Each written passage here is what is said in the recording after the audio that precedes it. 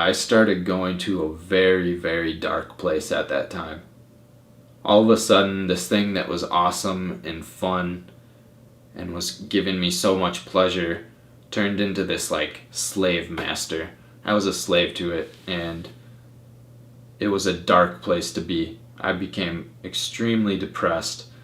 I had so much anxiety that I was having panic attacks. I literally thought I was dying. A few times I went to the hospital. I called up a friend, had them drive me to the hospital because my heart was racing so fast and I thought I was going to die. But it was just anxiety. It was a panic attack. But that was happening regularly.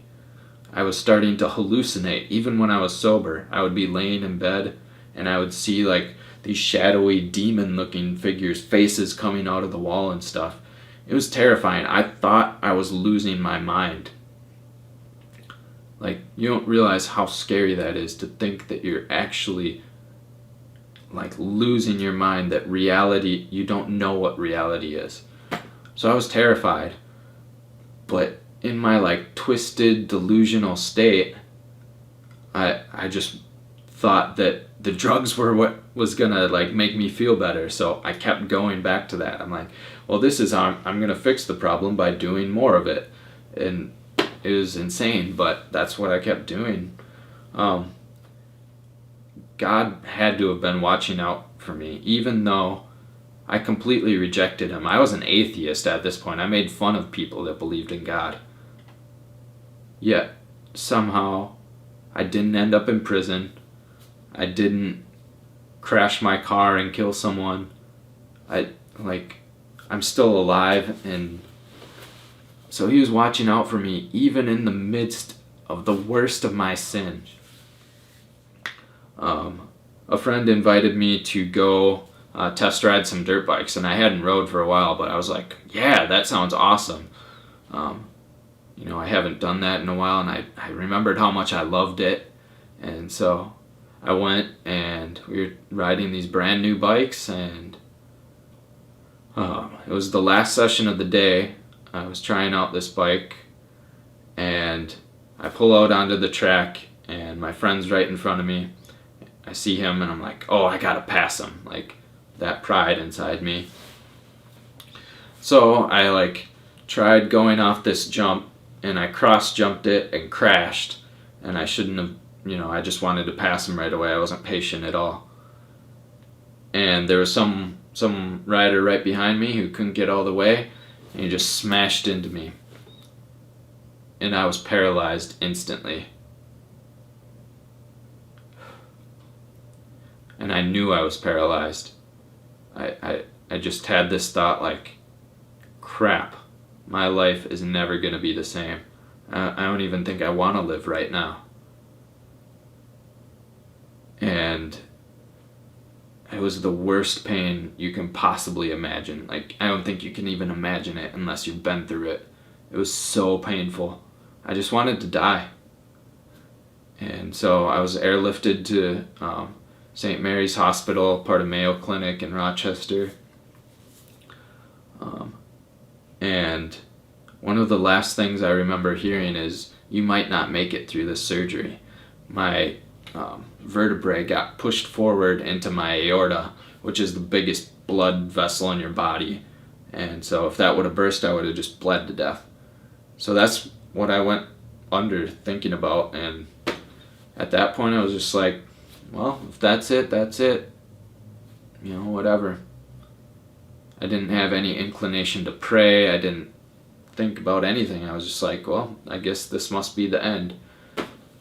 But I woke up, and I had to go through a couple months in the hospital. I had a crazy infection that I got at one point, and had a super high fever and all this pain, and they didn't know what was wrong with me. I was getting tests done every day on me, but I made it through it. And I spent a lot of time by myself. I had neglected so many friends and family for so long that, my parents were there, and there were people that started showing up, and I noticed that, but there was also a lot of time I spent alone, and I was angry, worried about the future. I felt like everything got stripped away from me. I couldn't go play sports anymore the way I used to. I couldn't just be spontaneous. I had to plan everything out. And I got home and this mentality kept up, and I was still living in my old ways a little bit.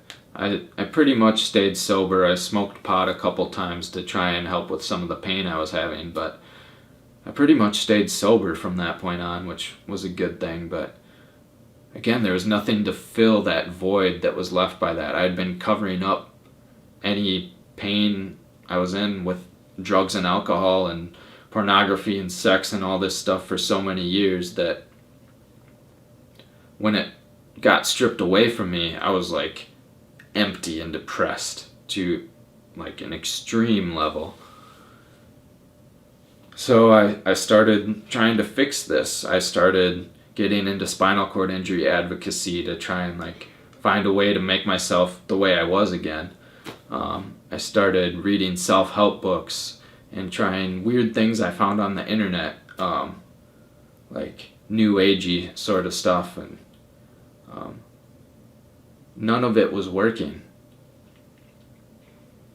And then randomly one day I just had this inclination to start reading the Bible. I downloaded a digital copy on Amazon, and I just opened it up, started at page 1. Okay, here we go, Genesis. I'm going to read through it. And I had all this time. I was stuck at home anyways. So I started reading, and my heart started softening up a little bit. I started being open to the idea that God existed. And so I kept reading and reading. Sorry, my camera died off on me again. It does these like 20-minute bursts for some reason. But anyways, so I've been reading the Bible, and then one night I had this dream. And in the dream I was like reliving a lot of the bad things I had done, and I felt like I was being accused of them, like I was on trial almost, and there was like this heavy weight of guilt on me. And there were like demons chasing me. There was like this, I remember this half man, half bull sort of figure chasing after me, and it was terrifying. It was a nightmare.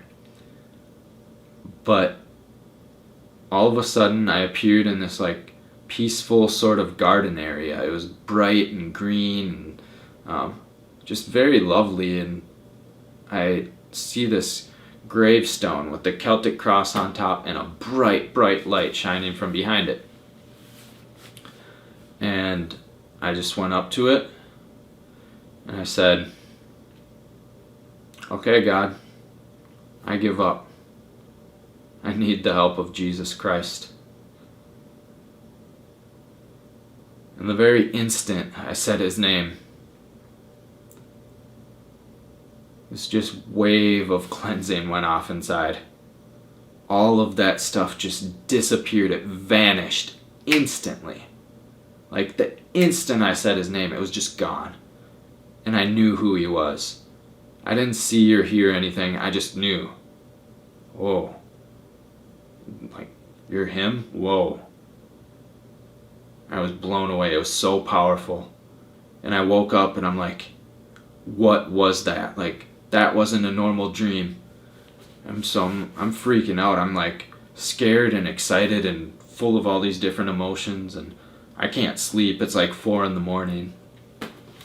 So I just go to the Bible and I pick up right where I had left off. And it happened to be Job 33. And at the beginning there's this passage. It goes, "For God speaks in one way and in two, though man does not perceive it. In a dream, in a vision of the night, when deep sleep falls on men, while they slumber on their beds, then he opens the ears of men and terrifies them with warnings, that he may conceal pride from a man.